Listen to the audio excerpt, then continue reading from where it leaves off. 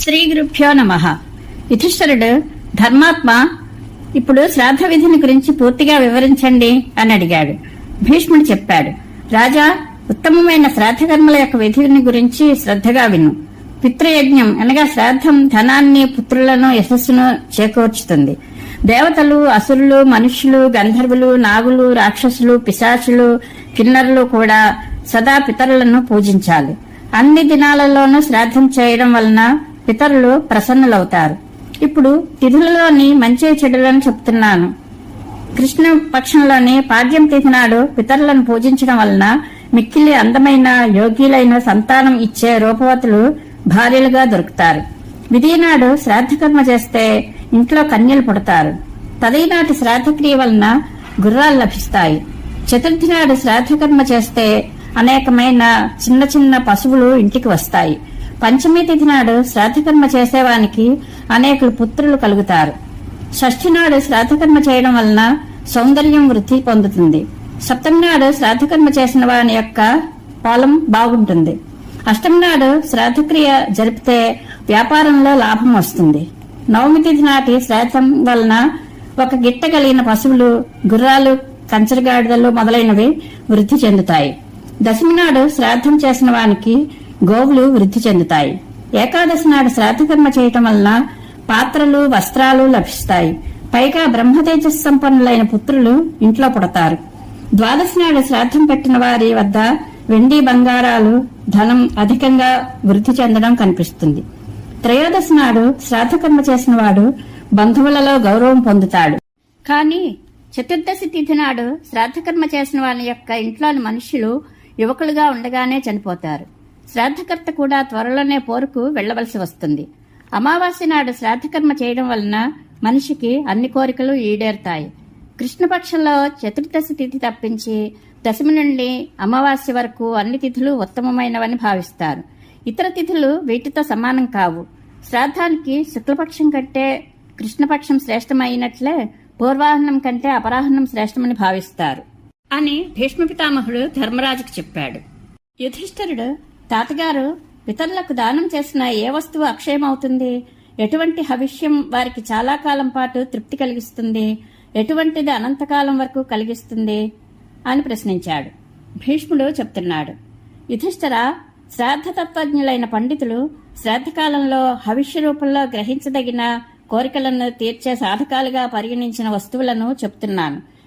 దాంతోపాటే వాటిని ఉపయోగిస్తే కలిగే ఫలాన్ని కూడా వివరిస్తున్నాను, విను.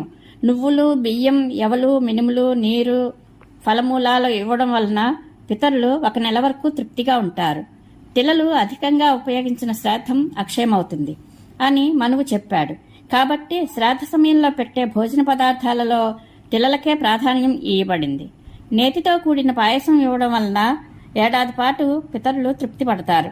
పితరులు మన వంశంలో ఎవరైనా దక్షిణాయనంలో త్రయోదశి తిథి మఖా నక్షత్రయుక్తమైనప్పుడు నేతితో కూడిన పాయసం పిండదానంగా పెట్టేవారు పుడతారా? అనేకులు పుత్రులు కలగాలని కోరుకోవాలి. ఎందుకంటే వారిలో ఒక్కడైనా శ్రాద్ధ ఫలాన్ని అక్షయం చేసే అక్షయవటం అని ప్రసిద్ధికెక్కిన వటవృక్షం ఉన్న గయాతీర్థానికి వెళ్లి మనకు శ్రాద్ధం పెట్టేవాడు ఉంటాడేమో అని అనుకుంటూ ఉంటారట. పితరులు మరణించిన తిథినాడు జలం, ఫలమూలాలు, అన్నం మొదలైనవి ఏవి ఇచ్చినా అవన్నీ తేనెతో కలిపి ఇవ్వడం వలన పితరులకు అనంతకాలం వరకు తృప్తిగా ఉంటుంది. ఇప్పుడు యముడు శశిబిందు మహారాజుకు వివరించి చెప్పిన ఆయా నక్షత్రాలలో చేసిన సకామ శ్రాద్ధాలను వివరిస్తున్నాను, విను. కృత్తికా నక్షత్ర యోగంలో సదా శ్రాద్ధకర్మ చేసినవాడు పుత్రవంతుడై అగ్నిస్థాపన చేసి నిత్యయజ్ఞం చేయడంలో సమర్థుడవుతాడు. అతనికి శోక సంతాపాలు తొలగిపోతాయి. పుత్రేచ్ఛ కలిగిన వారు రోహిణీ నక్షత్రంలోనూ, తేజస్సును కోరుకునేవారు మృగశిరా నక్షత్రంలోనూ శ్రాద్ధకర్మ చేయాలి. ఆర్ద్ర నక్షత్రంలో శ్రాద్ధకర్మ చేసేవాడు క్రూరకర్మలు చేస్తాడు. పునర్వసులో శ్రాద్ధం చేయడం వలన ధనేచ్ఛ పెరుగుతుంది. శారీరక పుష్టి వాంఛించేవాడు పుష్య నక్షత్రంలో శ్రాద్ధం చేయాలి. ఆశ్లేష నక్షత్రంలో శ్రాద్ధం చేసినందువలన ధైర్యవంతులైన పుత్రులు పుడతారు. మఖా నక్షత్రంలో శ్రాద్ధం పెట్టిన వానికి బంధువర్గంలో గౌరవం కలుగుతుంది. పూర్వ ఫల్గుని నక్షత్రంలో శ్రాద్ధం దానం చేయడం వలన సౌభాగ్య వృద్ధి, ఉత్తర ఫల్గునిలో చేయడం వలన సంతానం కలుగుతుంది. హస్త నక్షత్రంలో శ్రాద్ధానుష్ఠానం చేయడం వలన అభీష్ట ఫలాలు పొందడానికి అర్హుడవుతాడు. చిత్తా నక్షత్రంలో శ్రాద్ధకర్మ చేసిన వానికి రూపవంతులైన పుత్రులు కలుగుతారు. స్వాతి నక్షత్రంలో పితరులను పూజించడం వలన వ్యాపారంలో ఉన్నతి కలుగుతుంది. పుత్రేచ్ఛ కలిగిన వారు విశాఖ నక్షత్రంలో శ్రాద్ధకర్మ చేయడం వలన అతనికి అనేకులు పుత్రులు కలుగుతారు. అనురాధ నక్షత్రంలో శ్రాద్ధం పెట్టినవాడు రాజులను కూడా శాసిస్తాడు. సమృద్ధిశాలి ఇంద్రియ సంయమ పూర్వకంగా జ్యేష్ఠలో శ్రాద్ధం పెడితే అతనికి ఆధిపత్యం, ఐశ్వర్యం ప్రాప్తిస్తుంది. మూలా నక్షత్రంలో శ్రాద్ధకర్మ చేయడం వలన ఆరోగ్యం, పూర్వాషాఢలో యశస్సు లభిస్తాయి. ఉత్తరాషాఢ నక్షత్రంలో శ్రాద్ధకర్మ చేయడం వలన మనిషి శోకరహితుడై భూమిపై సంచరిస్తాడు. అభిజిత్ నక్షత్రంలో శ్రాద్ధం చేసిన వైద్యుడు వైద్యశాస్త్రంలో సఫలుడవుతాడు. శ్రవణంలో శ్రాద్ధం చేయడం వలన సద్గతి లభిస్తుంది. ధనిష్ఠలో శ్రాద్ధకర్మ చేసినవాడు రాజ్యానికి అర్హుడవుతాడు. వైద్యుడు శతాభిష నక్షత్రంలో శ్రాద్ధకర్మ చేసినట్లయితే తన పనిలో సాఫల్యం పొందుతాడు. పూర్వాభాద్ర నక్షత్రంలో శ్రాద్ధం చేసిన వానికి పెక్కు గొర్రెలు, మేకలు లభిస్తాయి. ఉత్తరాభాద్రలో శ్రాద్ధం చేయడం వలన వేల కొద్దీ గోవులు లభిస్తాయి. శ్రాద్ధంలో రేవతి నక్షత్రాన్ని ఆశ్రయించిన వాడు రకరకాల ధాతువులను పొందుతాడు. అశ్విని నక్షత్రంలో శ్రాద్ధకర్మ చేయడం వలన గుర్రాలు లభిస్తాయి. భరణిలో చేయడం వలన ఉత్తమమైన ఆయువు ప్రాప్తిస్తుంది. శశిబిందుడు ఈ శ్రాద్ధ విధానం గురించి విని దానిని అనుసరించే శ్రాద్ధకర్మ చేశాడు.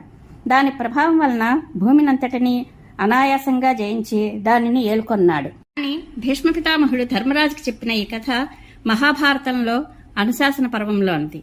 పరమేశ్వరానుగ్రహ ప్రాప్తిరస్తు. శుభం భూయాత్.